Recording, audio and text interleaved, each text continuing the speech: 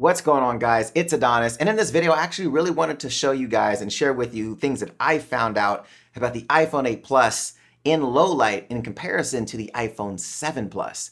So without further ado, let's get into it. Now, if you guys are fans of geek culture content, make sure you hit that subscribe button and you have notifications turned on so you don't miss any future content. Now, before we get started, I want to give a shout out to the sponsor of this video, SyncWire, and their unbreakable cable. Now, I think I know more than anybody that durable charging cables is a must, and SyncWire has you covered with the Unbreakable series. These are MFI certified lightning cables. They also have micro USB cables as well. These are made out of a specialized material designed by them that is 40% stronger than Kevlar and has over 30,000 90-degree bend tests. This is a pretty awesome cable I've been using for the past couple of weeks. So if you're looking for a cable that can connect with you forever, go head over to synkwire.com. So for this series of tests, I did a few different things that a lot of us would actually want to know if you really focus on good video quality or photos on your iPhone. Now keep in mind, this entire test is for low light performance. So if you're looking for a specific thing during the day, there are tons of videos out there, but I wanted to spend this entire video on how this camera performs in low light in comparison to the iPhone 7 Plus. So the first one is just stabilization, so you guys can see what this looks like. Stabilize, walking normally, not trying to, try to make it super smooth. It's a regular walk, holding both cameras together so you can see what this actually looks like in real world use. Now, something that I did notice quite a bit is there is still these micro jitters that you see on both devices, but for some reason it seems like there is a little bit more happening on the iPhone 8 Plus. Maybe it's just the unit that I personally have, but that's something that I noticed immediately when I was reviewing the footage, that it was a little bit more of a micro jitter there.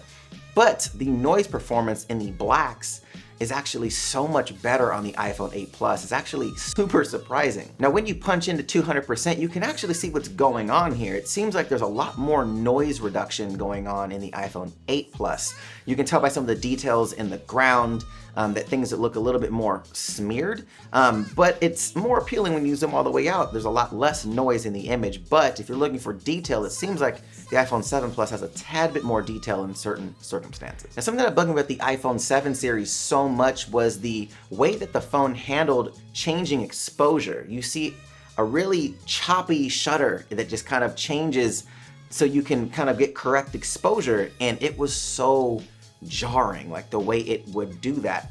The iPhone 8 Plus handles it so well. It's extremely smooth. It actually happens a lot faster in comparison to the iPhone 7 Plus.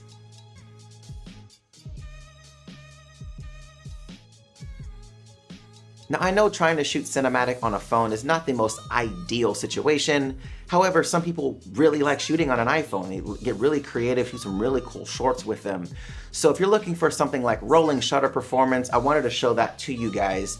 And something that I noticed is the iPhone 8 Plus actually has worse rolling shutter. Now, this may be because there is a slightly larger sensor according to Apple. So if that's the case, that would make a little bit more sense, because a lot of times when you have a larger sensor, it takes more time for it to scan the lines, hence the rolling shutter should actually be worse. And you can tell just by looking at the windows on this train that it does have more of a slant in the iPhone 8 Plus versus the iPhone 7 Plus. Now, something that you're seeing more and more nowadays are people using their phones for vlogging, especially with some of these tools that have come out from DJI, like the Osmo Mobile, where you can actually have a stabilized camera and the front camera shoots 1080p. This could be a compelling solution for a new vlogger out there. So I wanted to show what the front-facing camera actually looked like if you were to vlog with it. And you actually can hear the audio from both devices. All right, guys, this is a mic check on the iPhone 8 Plus. How does it sound? How does it sound? Now we're doing a mic test on the iPhone 7 Plus. Which one sounds better? Let me know which one sounds better. It's weird holding these both out like this, guys. It's like not a good vlog setup with your arms both out like this. I feel like I'm hugging a fat person right now. Now, there were a couple things that did surprise me. It doesn't seem like the iPhone 8 Plus is a massive leap ahead in low light performance over the iPhone 7 Plus when talking about the front-facing camera. Now, the other thing that was really interesting was the microphones. They don't sound any different between either of the devices. So I'm not 100% sure if that was something that Apple had improved on or changed, but the audio sounds identical. Now I know the iPhone is massive when it comes to photography. It's the most used camera in the world for photography, and a lot of these things happened at night. So for myself, even though it's not my favorite thing to do, I did want to show you guys a couple of sample photos at night outside, showing kind of some buildings, some water, some bridges with lights, so you can kind of get an idea in real world use what this would look like with the iPhone 8 Plus versus the iPhone 7 Plus. And some of the things that I noticed right off the bat is some of the color rendition with some of the lights. There's more oranges, especially in this bridge shot. You see more orange around the bridge,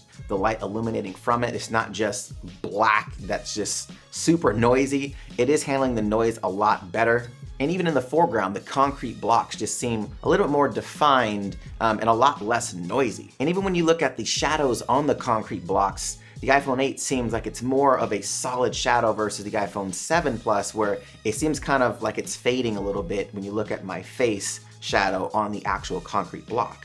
Now in this shot is something that was really interesting to me, again, was showing the type of flaring that's happening in the iPhone 7 Plus versus the iPhone 8 Plus that really doesn't exist. It's actually really nice to not have this streak flare all the time.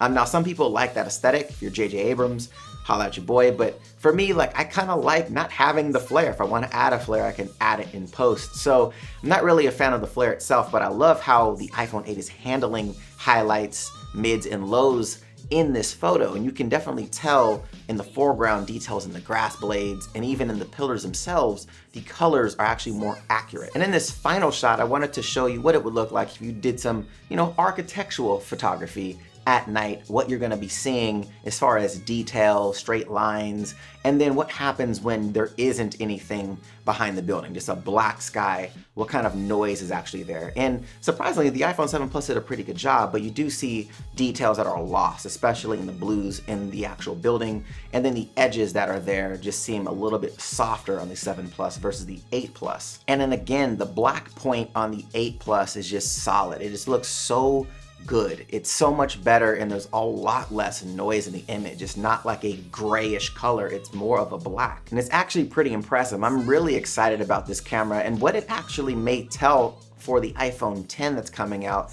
in about a month from now. So what is my verdict on the 8 Plus versus the 7 Plus? Now, even though I do feel the 8 Plus does perform better in low light as far as noise, color representation, and in certain circumstances, detail, I do still feel like there's something off with the optical image stabilization. It seems like there's too many micro jitters.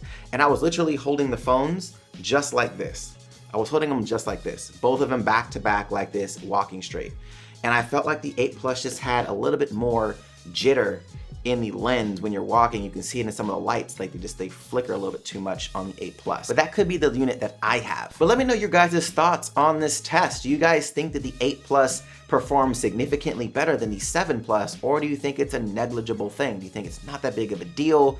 Or are you excited about another phone like the Pixel 2 XL? Let me know in the comment section down below your thoughts. Also, make sure you guys are subscribed to the channel and have that notification bell turned on so you don't miss any future content. If you guys like the video, hit that thumbs up button, show your boy some love, and if you want to check out my last video, the link will be right here to the side. All right, guys, till next time.